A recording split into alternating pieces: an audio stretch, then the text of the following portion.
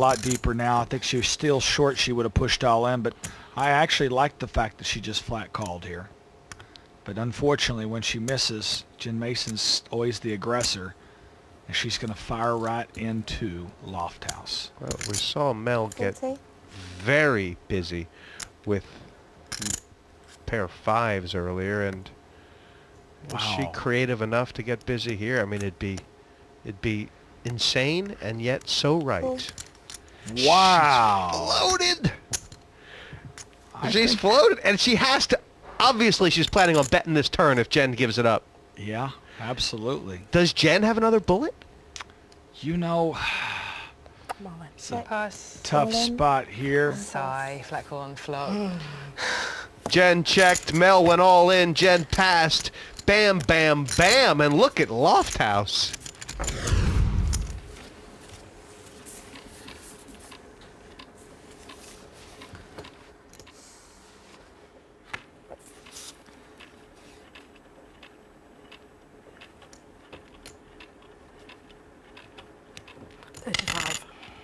That's 5. Raise to 35.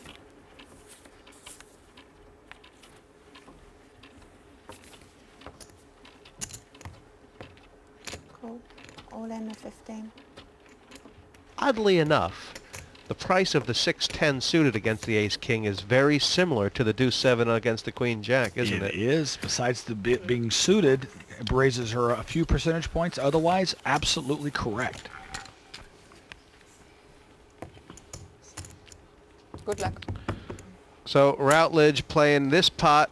Actually, the good news is that she's got a chance to triple up, not double up, as Jen Mason's big blind is part of the fray. And better news, she's got top pair. And never say never. If it don't come the ace, if it can't come the king, Routledge will be on top of 36,000. This is actually a significant, very significant double up for Routledge. 91%er. Oh, Well, that's just not fair. well, that's what happens in the world of gambling. I mean, I know Cheryl Routledge was short stacked, but yikes, Robert. I mean, by the turn, it was like a 4-outer. Yeah, you know, it's tough when you're behind to begin with, then you get ahead, and you expect to stay ahead. But unfortunately, that's what happens. It's poker. Really 3 at this table, and it's mostly Mel Lofthouse. What's in it from here? Well, I think we're going to see more of the same. I think we're going to see Hamam pushing all in. I think that her stack size indicates that she's, you know, in a position where she's going to have to find her a horse to get on pretty soon. You say that, but it is 10 big blinds. You know, I wonder if 10, you know, she just folded the queen-9 there. I mean, maybe with 6 big blinds you're pushing. With 10, are you looking to see 6, 7 hands and pick the best one? Yeah, she can definitely let the blinds come around a time or two. She doesn't need to feel pressed. But I think on the other hand, she might find a hand that would be less than average for the eye to see to get her money in if she feels like her opponent's making a play at her. Well, Lofthouse has power flop Jen Mason. And, uh-oh. I was just thinking, you know, how is Jen Mason going to respond to the fact that Mel beat her in that pot? And, well, I think what we're seeing is right now, Lofthouse kind of has Mason's number. I mean, she seems to be playing well against her because she knows Jen Mason's playing a little too aggressive.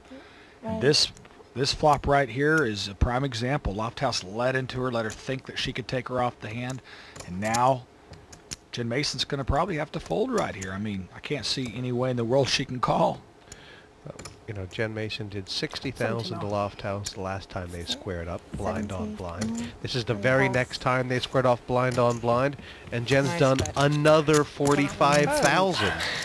And It'll start to add up after a while. Maybe I raised a bit too much. I didn't mind the first chips that Jen Mason lost to Lofthouse, but those last set right now. Lofthouse already showed strength by leading that flop. Just let it go.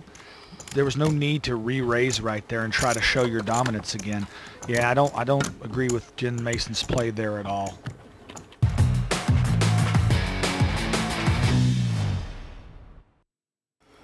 Welcome back to Heat 6 of the Party Poker Women's World Open 2.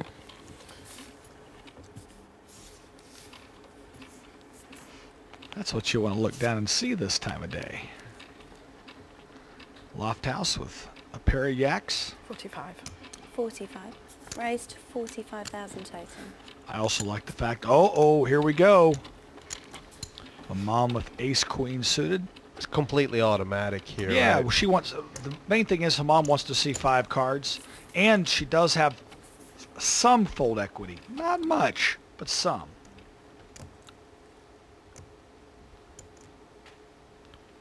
Oh, she really? You think there's a play that's not all in? Is the possible? Yeah, Raise. it's just automatic. I mean, there's Raise. such, as we can see, it's a race, but there's such a big chance that I'm so sorry. the mom's dominating Mel here, Oh, right? sorry. I mean, it's Absolutely. many of I'm so Mel's sorry. hands. How much is Yeah. it? Either has her in bad shape or completely dominated.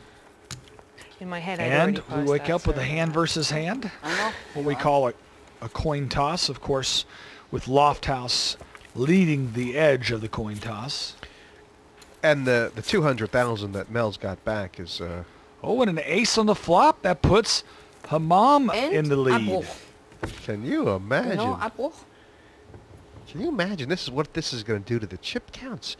It's going to really knock them not far from level. Well, Lofthouse needs a jack and only a jack to save her from losing this pot and doubling up Hammam. A very key hand here in this tournament. And looky, we have got us a poker match. A Tiger Woods fist pump. Why, this is more like a poker brawl. It's actually the first thing her mom's had to celebrate tonight. She hasn't had a lot. She is some survivor. 86 in total.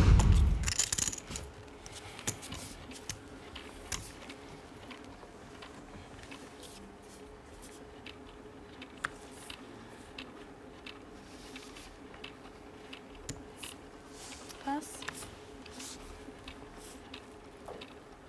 All in? All in.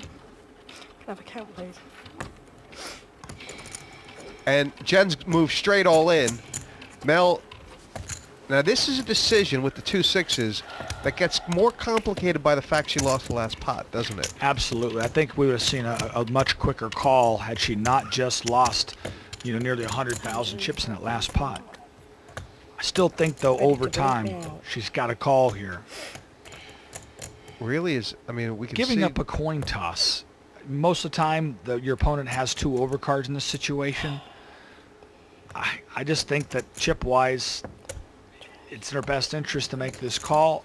Obviously, we can see she's clearly in the lead here, but I think over time, too, a pair of 6s is a calling hand in this spot. Yeah, you're way ahead. Yeah, Mel agreed with you, and as Jen said, way ahead. The good news for Mel Lofthouse, if she loses this, she'll still have like nearly 200,000. If Jen doesn't win this, she's third. And no magical ace on this flop. So unless we see some kind of a runner here, Jen Mason needs exactly an ace. That wasn't one of her runner outs. Actually, it was. It was pretty good. Oh, it was a really good card. I'm sorry. That's right. A queen or a 10, and Jen Mason can win this pot as well as an ace now. Very nice. Oh, an exclamation point on the end. 6 is full Really? for Lofthouse. Yeah, the giveth and taketh away. She's been a lot of fun tonight, Jen. And I think she just ran into someone who had her number. It's a lose. Well, that last hand, Robert, Mel Lofthouse thought it was a race. As it turned out, she was way ahead.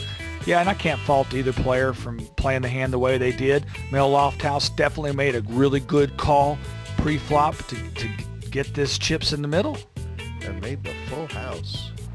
Emotionally, I'm on the same sort of level that I started off at. I don't really get highs and lows particularly. I don't know, I enjoy playing. No one enjoys losing, especially, with brag aces. It's a bit embarrassing. but I'll get over that pretty quickly, and good luck to everybody who made the final. Well, it's gotten head-to-head. There is a bit of a chip disparity for